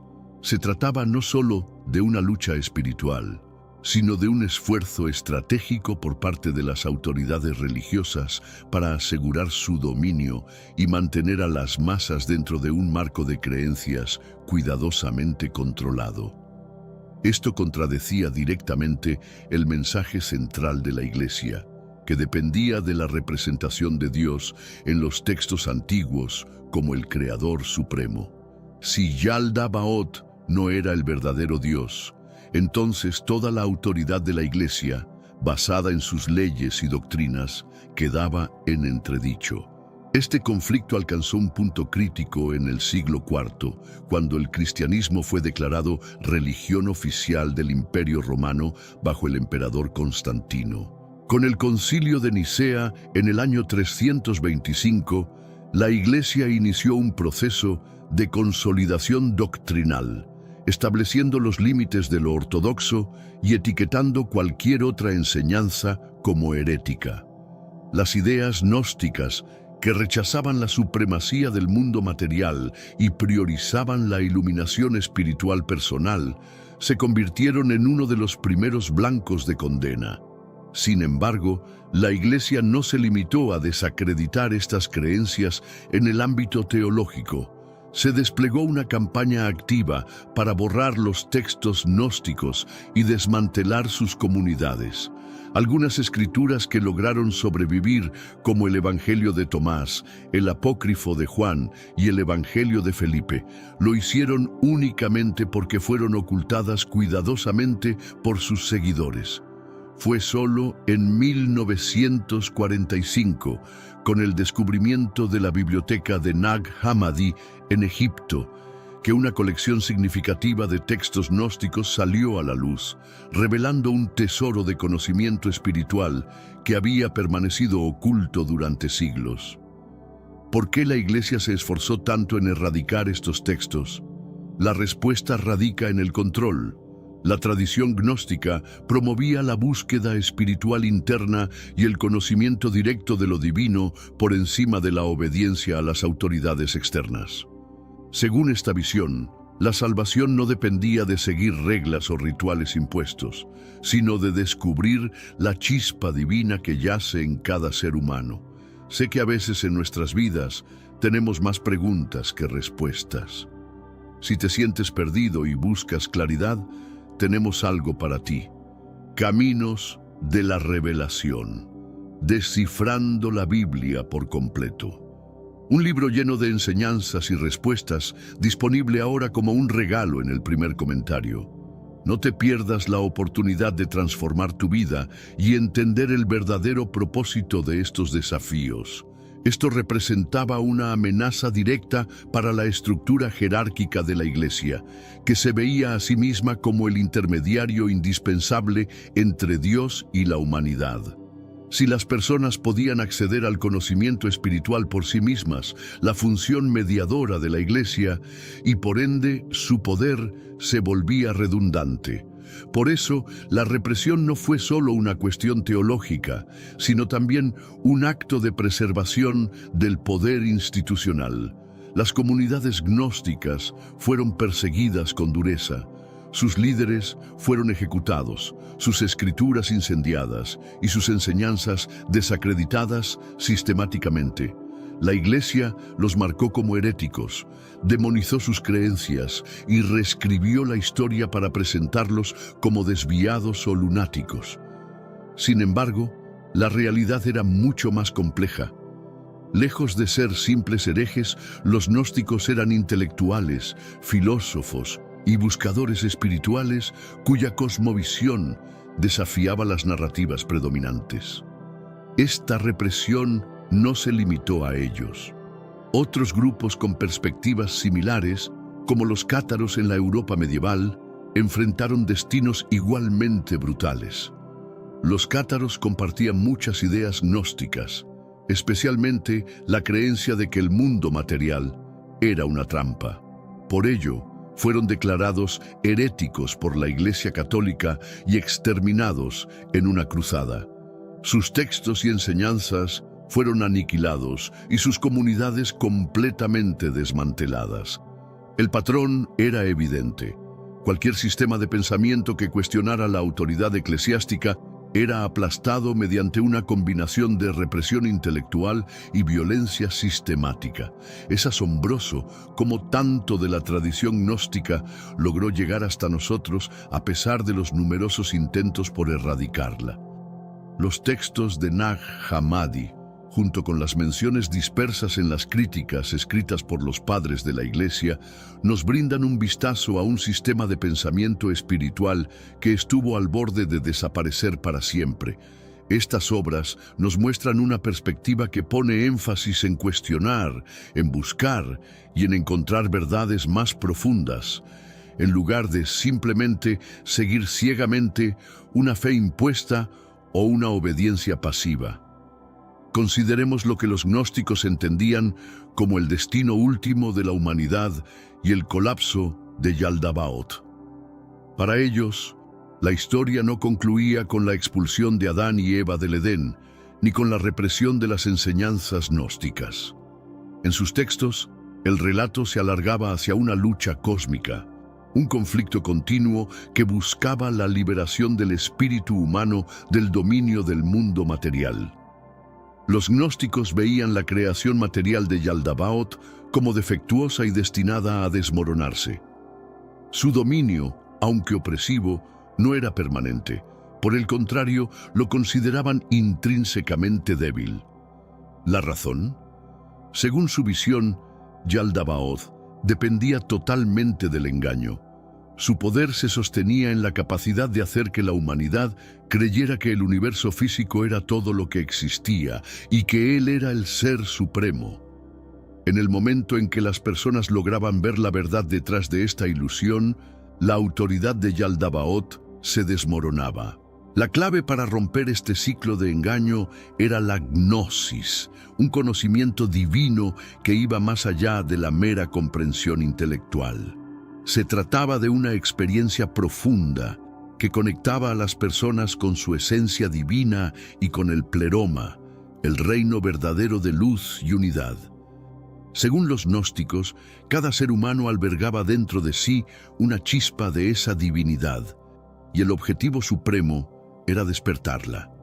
Este despertar no implicaba rechazar la realidad o evadir responsabilidades, sino trascender las falsas percepciones impuestas por la creación defectuosa de Yaldabaoth. Los gnósticos veían a la humanidad como actores fundamentales en este drama cósmico. A diferencia de otras tradiciones religiosas, donde la salvación viene otorgada por un ser divino externo, el gnosticismo proponía que cada persona jugara un papel activo en el desmoronamiento de Yaldabaoth. A medida que más personas despertaban a su verdadera naturaleza divina, el poder de Yaldabaoth se debilitaba progresivamente. Era un proceso de desmontar su imperio desde dentro, liberando mentes una por una. Pero los gnósticos no solo vieron a Yaldabaoth como un enemigo a derrotar, también lo consideraron un ser con la posibilidad de redimirse. En algunos textos se describe cómo Sofía interviene en su destino, intentando reconducirlo hacia la luz y la verdad. Este enfoque aporta una dimensión fascinante a la narrativa gnóstica. Yaldabaoth no es simplemente un adversario eterno, sino una figura nacida de la ignorancia. Su caída no se trata solo de destruirlo, sino de restaurar el equilibrio cósmico. Por ello, los gnósticos visualizaban un futuro en el que el mundo material se desvanecería y la humanidad regresaría plenamente al pleroma, el reino de la unidad divina. Esta no era una visión apocalíptica tradicional llena de fuego y azufre. En lugar de eso, se trataba de un regreso a la unidad primordial. Según los gnósticos, el universo físico era simplemente una construcción efímera, una sombra proyectada por Yaldabaoth como parte de su engaño. Una vez que la humanidad despertara por completo y las chispas divinas se unieran nuevamente al pleroma, el mundo material carecería de propósito y por ende se desvanecería. Las ilusiones que Yaldabaoth había tejido caerían y la luz genuina brillaría sin obstáculos. Este planteamiento redefine radicalmente el concepto de salvación.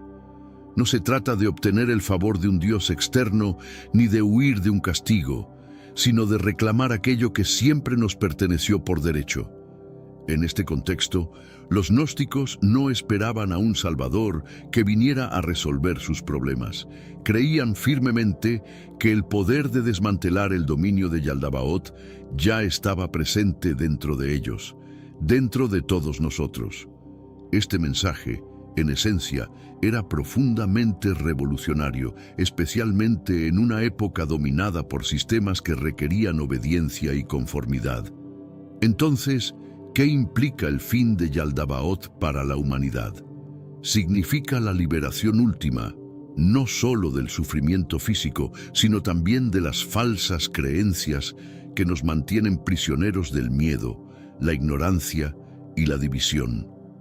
Para los gnósticos, el futuro ideal era uno donde no existieran barreras entre lo divino y la humanidad, donde la chispa de luz en cada persona pudiera manifestarse plenamente y donde los falsos gobernantes del mundo material quedaran sin poder ni influencia. Según algunos estudiosos modernos, los textos gnósticos reflejan una visión profundamente crítica del poder y la autoridad. Estos escritos a menudo interpretan las estructuras de poder terrenales como extensiones del dominio de Yaldabaoth.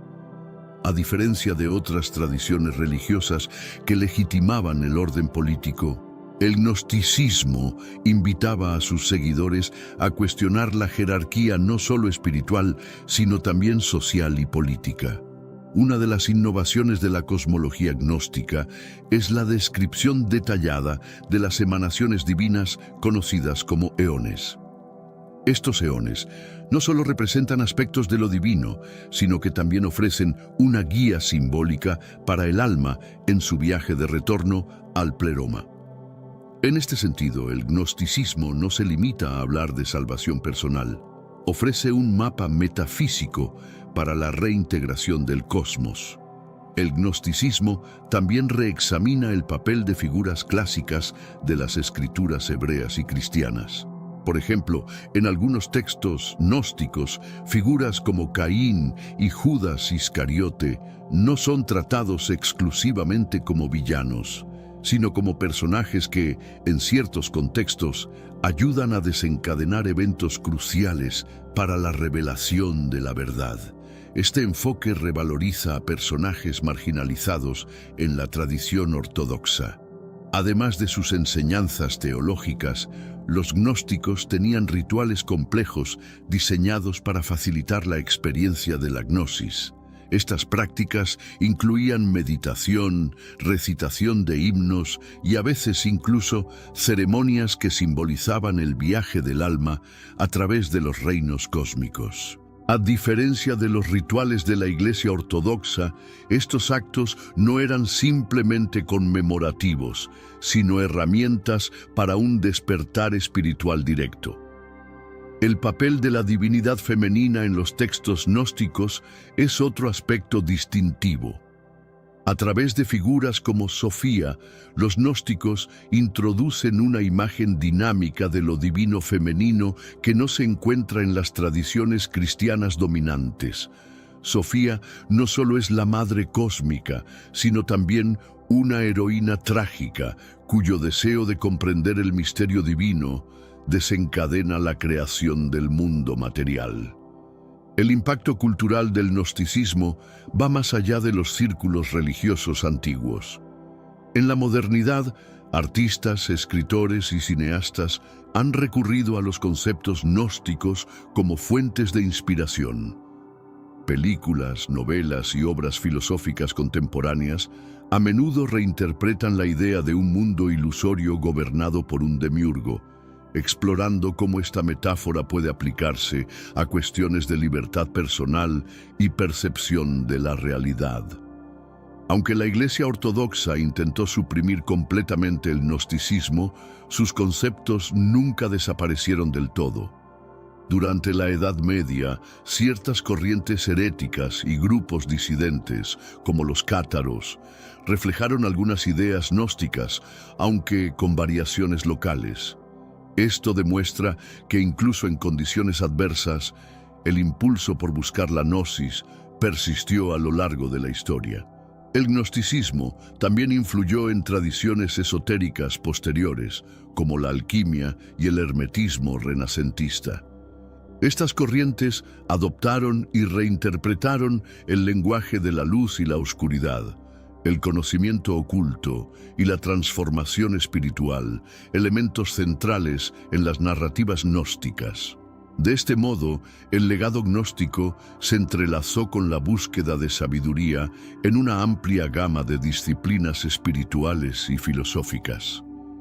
Las investigaciones académicas recientes han puesto en evidencia la diversidad del pensamiento gnóstico. Lejos de ser una tradición monolítica, los textos de Nag Hammadi revelan múltiples corrientes y debates internos entre diferentes grupos gnósticos. Algunos enfatizaban la reclusión espiritual, mientras que otros buscaban un compromiso activo con la sociedad para desmantelar las ilusiones desde dentro. Por último, el gnosticismo desafía no solo las nociones religiosas tradicionales, sino también las concepciones modernas de identidad. Al proponer que lo esencial en el ser humano es una chispa divina más allá del cuerpo y del ego, el gnosticismo ofrece una perspectiva única sobre el significado de la existencia. En un mundo contemporáneo, en el que la identidad a menudo se define por lo material y lo externo, esta antigua enseñanza sigue siendo una fuente provocadora de reflexión y transformación. ¿Te has preguntado alguna vez si los mandamientos que atribuimos a Moisés y sus 10 mandamientos existían antes de ser inscritos en piedra?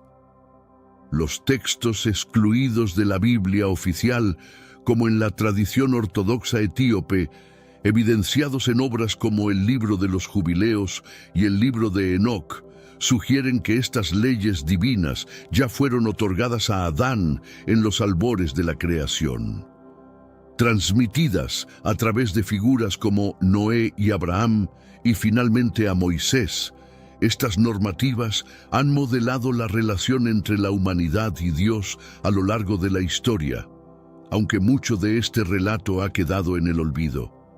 Por ejemplo, en Génesis, se relata que Dios prohíbe a Adán y Eva consumir del fruto del árbol del conocimiento, en Génesis 2:16 a 17.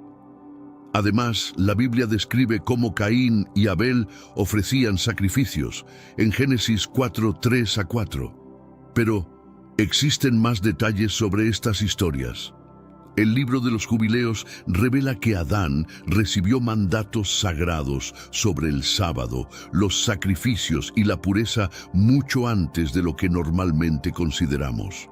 Estos mandamientos se transmitieron de generación en generación, demostrando que Moisés no estaba introduciendo leyes nuevas, sino formalizando una tradición ancestral.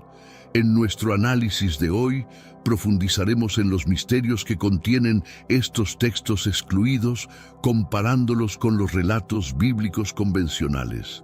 Por ejemplo, mientras que Génesis solo menciona brevemente que Noé construyó un altar y ofreció sacrificios tras el diluvio, en Génesis 8:20, el libro de los Jubileos explica cómo Noé seguía las mismas leyes de sacrificio, pureza y observancia del sábado que habían sido transmitidas desde Adán. Estos documentos revelan profundas verdades.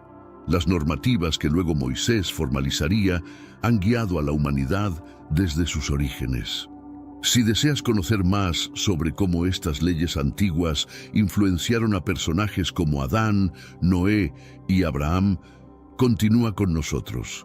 Y si te interesa este tema, no olvides dar me gusta al video, compartirlo con tus amigos y suscribirte a nuestro canal de historias bíblicas profundas. También hemos explorado otros documentos excluidos como el libro de Enoc y el libro de los Jubileos. Según la Biblia, Adán, el primer humano, fue situado en el jardín del Edén y recibió la orden divina de no comer del fruto del árbol del conocimiento del bien y del mal. Génesis 2:16-17. Según el libro de los Jubileos y otros escritos apócrifos, a Adán se le impartió un conjunto más amplio de directrices divinas que definirían la relación de la humanidad con Dios por generaciones. En estos escritos, Adán no solo era el primer hombre, sino también el primer guardián de la ley, responsable de custodiar preceptos sagrados que pasarían a sus descendientes. Estos incluían principios fundamentales como la observancia del sábado, normas sobre los sacrificios y la pureza ante Dios. Nos adentraremos en estas antiguas leyes y exploraremos cómo se vinculan con lo que la Biblia nos enseña. En la Biblia, el concepto del sábado se introduce en Génesis, describiendo cómo Dios descansó el séptimo día después de crear el cielo y la tierra. Génesis 2:2-3. Posteriormente, cuando Moisés recibe los 10 mandamientos, se ordena a los israelitas considerar el sábado como un día sagrado. Éxodo 28-11. No obstante, de acuerdo con el libro de los Jubileos, la noción del sábado no comenzó con Moisés. En cambio, fue establecido inicialmente con Adán. Y no solo era para Israel, sino que era una ley universal para toda la humanidad. Dios mandó a Adán a observar el sábado como un día de reposo y oración, perpetuando esta práctica sagrada a lo largo de las generaciones. Esto hace que el sábado sea mucho más que una tradición israelita. Estaba destinado a toda la gente, comenzando por Adán, para recordar a la humanidad que Dios es el Creador y para ayudarnos a descansar de nuestras labores y reconectar con su ritmo divino. El sábado no es simplemente un día de reposo, sino una práctica espiritual. Nos recuerda que somos parte de la creación de Dios y que debemos tomarnos un tiempo para detenernos, reflexionar y rendirle homenaje. Según los textos prohibidos, la observancia del sábado era fundamental para mantener una relación íntima con Dios. En los jubileos, la falta de observancia del sábado llevaba a un caos espiritual, demostrando que esta práctica estaba destinada a mantener a la humanidad en sintonía con el orden divino de Dios desde el principio. En ambos, los textos prohibidos y la Biblia, el sábado no solo implica abstenerse de trabajar, sino que es una oportunidad para participar en una renovación espiritual, un recordatorio de que Dios es el Creador y que nosotros somos su pueblo. ¿Te sorprende saber que el sábado fue otorgado a Adán?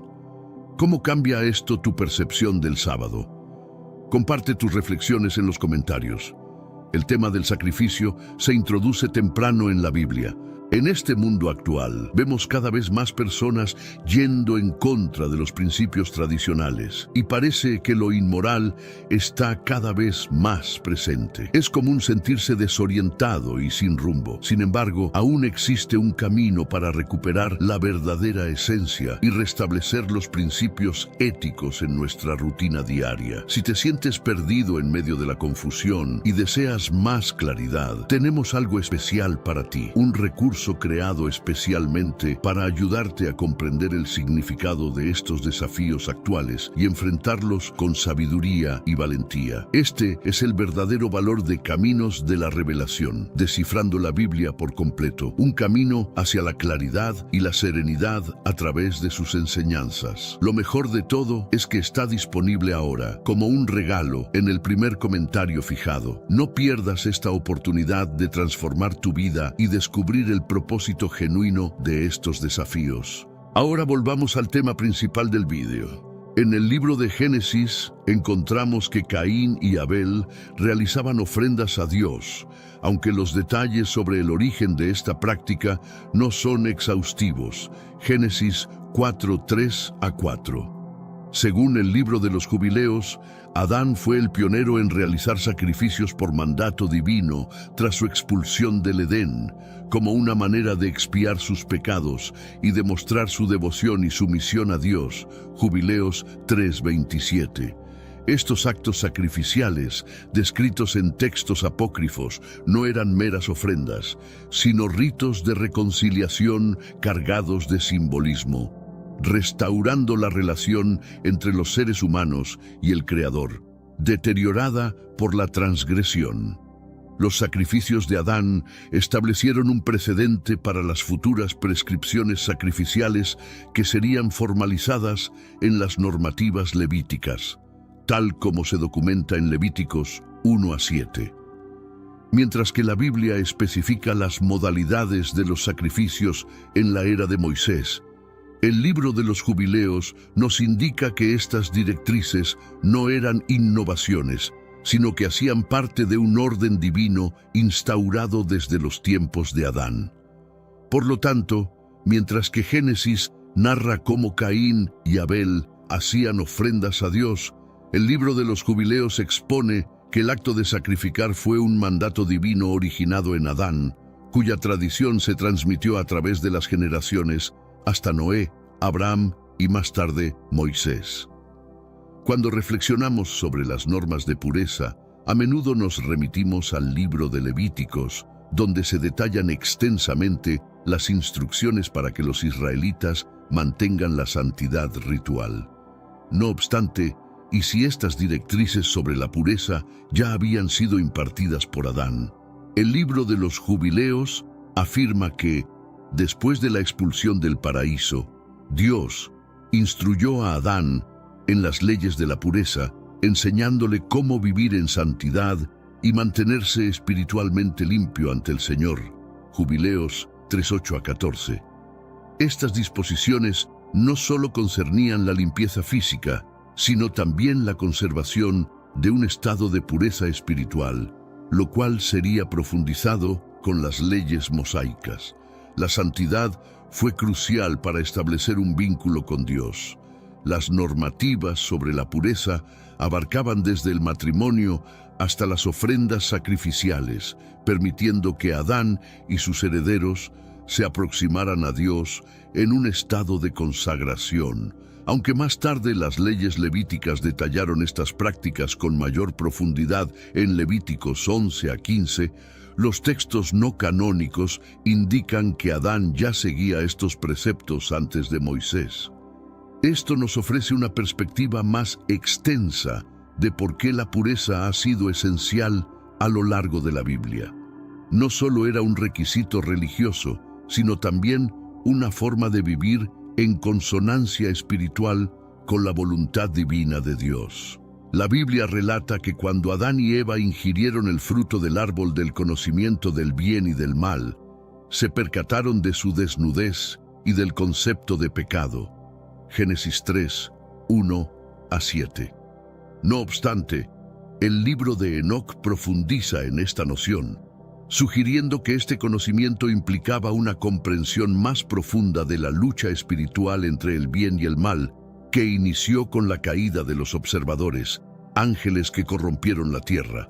En la Biblia, el discernimiento del bien y del mal hizo que Adán y Eva fueran conscientes de su pecado y de su necesidad de redención.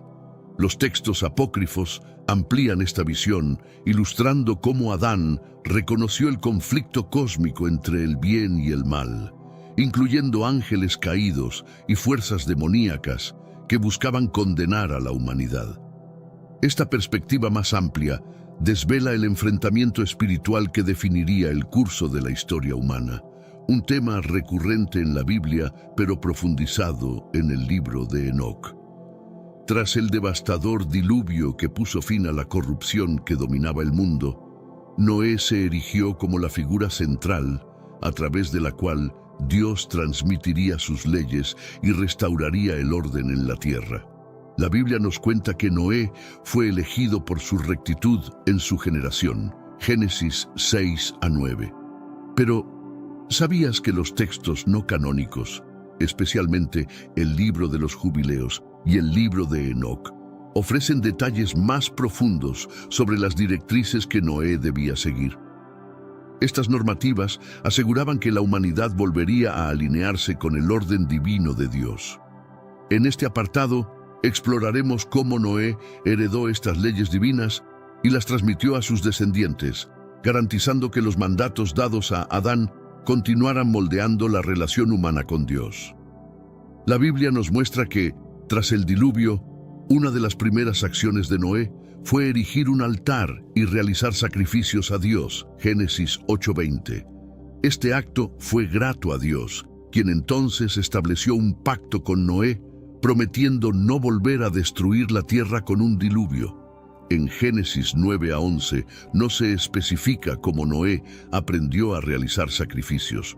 Según el libro de los Jubileos 6:1-5, fue Dios quien instruyó a Noé en esta práctica, tal como lo había hecho antes con Adán. En estos textos, el sacrificio trasciende el mero ritual. Se convirtió en un elemento esencial para sostener la conexión entre Dios y la humanidad. Al realizar sacrificios, Noé no solo continuaba el pacto establecido con Adán, sino que también garantizaba que su descendencia mantuviera un acuerdo espiritual con Dios. Estos sacrificios servían para abordar el pecado que había provocado el diluvio inicialmente. Mientras la Biblia menciona que Noé construyó un altar y ofreció sacrificios, Génesis 8:20, el libro de los Jubileos detalla que estas prácticas eran una herencia de Adán, no una innovación de Noé. Eran parte de un sistema divino implantado desde la creación del mundo. Estos actos sacrificiales ayudaron a restaurar el orden tras el caos del diluvio, asegurando que las bendiciones de Dios se perpetuaran para las futuras generaciones. ¿Sabías que los sacrificios de Noé eran parte de una antigua ley transmitida desde Adán? ¿Cómo cambia esto tu percepción de los sacrificios en la Biblia? Comparte tus opiniones en los comentarios. Tras el diluvio, Dios mandó a Noé a repoblar la tierra, y esto no solo implicaba la supervivencia física, sino también una renovación espiritual. De acuerdo con el libro de los Jubileos 7:20-30, Dios impartió a Noé normas específicas de pureza para garantizar que la nueva humanidad se mantuviera sagrada y evitara la corrupción que causó el diluvio. Estas normas abarcaban desde la pureza sexual hasta el evitar contacto con los Nefilim, descendientes de los ángeles caídos que propagaron el mal en la tierra. En la Biblia, Dios ordena a Noé y a sus descendientes ser fructíferos y multiplicarse y abstenerse del consumo de sangre como parte de su dieta. Génesis 9:1-4. Este mandato sobre la sangre subraya la importancia de preservar la pureza y el respeto por la vida. principios que fueron expandidos en las leyes de pureza levíticas dadas a Moisés, Levítico 17, 10 a 14. Sin embargo, los textos apócrifos ofrecen un detalle mucho más amplio, revelando que a Noé se le dieron instrucciones sobre cómo vivir sabiamente para prevenir que el mundo post-diluvio descendiera en la maldad previa al diluvio. En el libro de los Jubileos, las leyes de pureza trascienden la mera sabiduría física. Se enfocaban en asegurar que Noé y sus descendientes se mantuvieran espiritualmente puros, especialmente en sus relaciones interpersonales y su vida de oración. Noé fue instruido para evitar cualquier asociación con los Nefilim, lo cual era vital para mantener la integridad de la tierra y garantizar que la presencia de Dios continuara en su linaje. Mientras que la Biblia establece las normas básicas de pureza, los textos no canónicos las amplían para mostrar que estas leyes eran parte de una lucha más amplia entre el bien y el mal. Los descendientes de Noé debían evitar la corrupción que había asolado la tierra antes del diluvio, asegurando que permanecieran en correcta relación con Dios. Al igual que Adán recibió el mandato de observar el sábado, Noé también fue encargado de mantener esta tradición. En el libro de los Jubileos, específicamente en 6:23 a 30, se afirma que la observancia del sábado no era exclusiva de Israel, sino una norma para toda la humanidad, transmitida desde Adán hasta Noé y sus sucesores. Aunque la Biblia no menciona explícitamente que Noé observara el sábado, su importancia se resalta posteriormente cuando Dios imparte esta ley a Moisés en 258, Éxodo 28-11. En estos textos apócrifos, el sábado se describe como una disposición universal establecida para que todas las personas honren la creación de Dios. El propósito del sábado iba más allá del descanso. Era un medio para mantener a la humanidad en sintonía con el diseño divino de Dios. Según el libro de los Jubileos, se recordaba a Noé y a su descendencia la importancia de guardar el sábado después del diluvio como señal de su continua obediencia a Dios. Introducido en el Génesis y reafirmado en Éxodo, el sábado es un día para reflejar el séptimo día de la creación, cuando Dios descansó. Los textos no canónicos sugieren que esta práctica no era parte únicamente de la ley mosaica.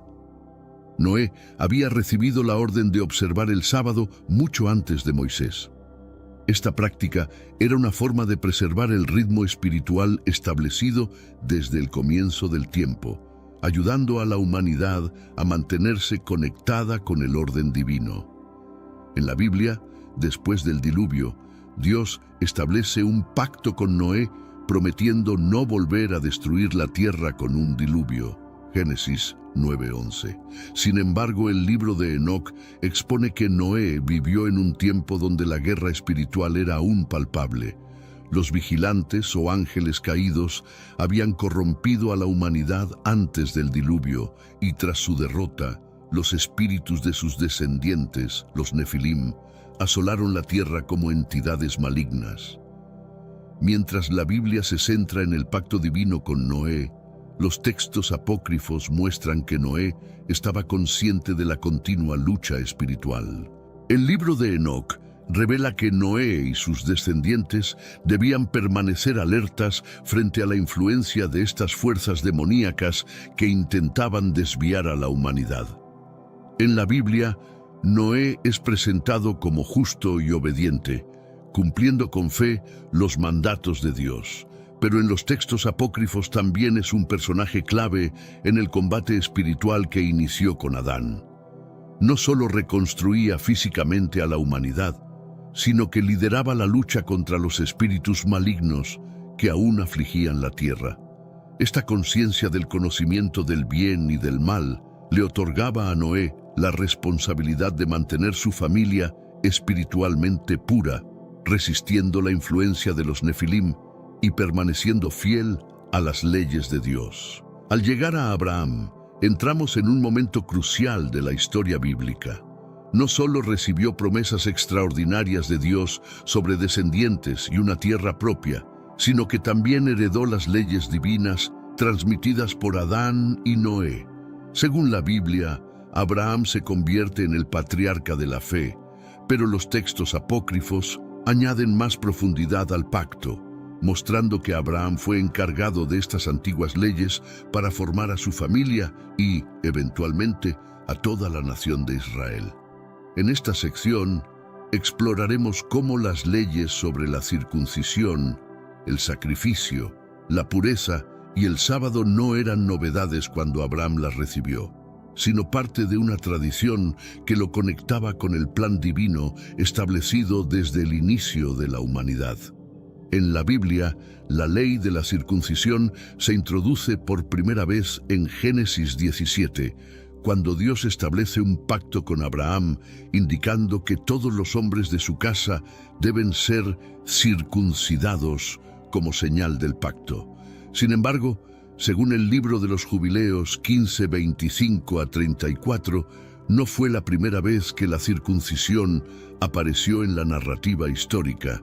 Era parte de una normativa ancestral que Adán y Noé ya practicaban mucho antes de que se le asignara la responsabilidad a Abraham.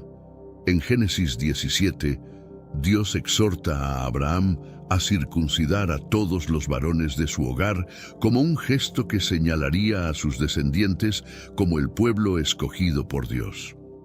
Este rito de la circuncisión distinguió a la familia de Abraham de las naciones vecinas, evidenciando su vínculo especial con el Creador. No obstante, los textos apócrifos profundizan en este tema, exponiendo que la circuncisión iba más allá de un acto físico. Representaba un compromiso espiritual profundo. Según el libro de los Jubileos, esta práctica ya se había establecido con Adán y Noé como una manifestación de su compromiso con las leyes divinas. Al adherirse a esta tradición, Abraham no solo estaba adoptando una antigua costumbre, sino que también estaba renovando una alianza milenaria, y su cumplimiento se interpretó como una continuación del diseño original iniciado con Adán. Así, mientras el Génesis introduce la circuncisión como un nuevo pacto entre Dios y Abraham, los textos no canónicos indican que Abraham en realidad estaba reviviendo un mandato divino que había perdurado a través de las generaciones. La circuncisión no era una práctica exclusiva de Israel, sino que se consideraba una ley universal para toda la humanidad. Uno de los episodios más trascendentales en la vida de Abraham es el sacrificio de Isaac, relatado en Génesis 22. Este acto es frecuentemente interpretado como la máxima prueba de la fe de Abraham, pero de acuerdo con los textos apócrifos, la noción de sacrificio no era novedosa. Abraham estaba perpetuando una costumbre ancestral de ofrecer sacrificios que se originó con Adán y Noé. En Génesis 22, Dios le instruye a Abraham que sacrifique a su hijo Isaac como ofrenda. Este suceso es una demostración formidable de la confianza de Abraham en Dios, mostrando su disposición a cumplir incluso el mandato más arduo. Sin embargo, en el libro de los Jubileos 18, 19, 18, se enlaza esta narrativa con la antigua ley de sacrificio que se había transmitido a través de las generaciones. Abraham ya estaba versado en el acto de realizar ofrendas a Dios como un medio de expiación por los pecados y como expresión de devoción. Los textos apócrifos amplían esta visión al mostrar que el inminente sacrificio de Isaac era la continuación de una ley divina otorgada anteriormente a Adán y a Noé. En este contexto, el sacrificio no se ve como un evento aislado. Formaba parte de una tradición que demostraba la sumisión ante Dios y la renovación del pacto entre la humanidad y el Creador. Mientras que la Biblia se centra en la prueba de fe de Abraham, los textos apócrifos nos proporcionan una perspectiva más amplia sobre la importancia del sacrificio. Para Abraham, La disposición a sacrificar a Isaac representaba un acto de obediencia absoluta, siguiendo una ley que había estado vigente desde el inicio de los tiempos. Las normas sobre la pureza y la sabiduría desempeñan un papel crucial en las Escrituras, destacándose particularmente en las leyes levíticas entregadas a Moisés. Sabían, sin embargo, que Abraham ya observaba estas directrices mucho antes de que fueran formalmente codificadas. Según el libro de los Jubileos, en Jubileos 21:7, Dios le dio a Abraham instrucciones detalladas sobre cómo llevar una vida pura y transmitir estas enseñanzas a sus descendientes. Aunque en Génesis no se mencionan explícitamente normas de pureza, los textos apócrifos indican que Abraham estaba profundamente comprometido con la rectitud de su linaje. En el libro de los Jubileos se le encomendó a Abraham abstenerse de casarse con los cananeos, cuyas costumbres eran vistas con desaprobación. Estas normativas sobre la pureza estaban diseñadas para preservar una línea sagrada, asegurando que los descendientes de Abraham permanecieran leales a Dios. Mientras que la Biblia presenta reglas específicas de pureza en la época de Moisés, los textos apócrifos revelan que Abraham ya practicaba estos principios.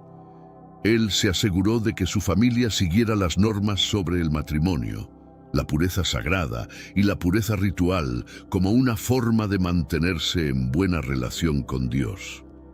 Para Abraham, estas leyes no solo concernían a la pureza externa, sino que también buscaban conservar la integridad moral del pueblo del pacto. Estas normas, heredadas de Adán y Noé, eran fundamentales para preservar la pureza de lo que eventualmente se convertiría en la nación de Israel. Al igual que Adán y Noé, a Abraham también se le instruyó observar el sábado. El libro de los Jubileos, en Jubileos 56:13, aclara que el sábado no era solo una ley para Israel, sino una normativa universal que había estado vigente desde la creación. Aunque la Biblia no menciona explícitamente que Abraham guardara el sábado, los textos apócrifos indican que él respetaba fielmente este día sagrado. ¿Qué representa el sábado y cómo se aplicaba? Se introduce en Génesis como el día en que Dios descansó tras crear el mundo, Génesis 2:2-3. Posteriormente, en la ley mosaica, se formaliza como un día de descanso para los israelitas, Éxodo 28:11. Sin embargo, según los textos apócrifos, el sábado ya formaba una parte esencial de la ley divina que Abraham acataba. El libro de los Jubileos nos informa que Abraham observaba el sábado como una forma de mantener su conexión con el orden divino establecido en la creación. Para Abraham, el sábado no solo era un período de descanso físico, era un tiempo para la renovación espiritual y la reflexión sobre el pacto con Dios. En los textos apócrifos, el sábado se describe como una ley cósmica, observada incluso por los ángeles en el cielo. Al respetar el sábado, Abraham se alineaba con el plan eterno de Dios, perpetuando la práctica transmitida desde Adán a Noé. Al llegar a Moisés, presenciamos el momento en que las leyes divinas que habían guiado a la humanidad desde la creación y transmitidas de Adán a Noé y Abraham son formalmente codificadas y escritas en la Torá. Aunque Moisés es frecuentemente visto como el gran legislador, los textos apócrifos sostienen que muchas de las leyes que le fueron entregadas en el monte Sinaí no eran completamente nuevas. Eran parte de un conjunto de preceptos antiguos